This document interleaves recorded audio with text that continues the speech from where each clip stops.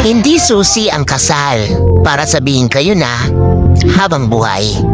Dahil ang totoo niyan, kahit batas, walang magagawa kung hindi talaga sila tinadhana sa isa't isa. Ang kasal ay hindi pang habang buhay na katunayan para maangkin ang isang nilalang. Ito'y isang papel na nagbibigay ng karapatan sa mga taong nagmamahalan na kadalasan sa una lang nararamdaman at kalaunan nauuwi rin sa hiwalayan. Dala lang hindi pagkakaunawaan. Hindi porket kinasal ka sa isang tao, habang buhay mo nang makakasama ito. Dahil kung minsan, isa lang pala siya sa magiging daan para makilala niya ang talagang taong nakatadhana para sa kanya.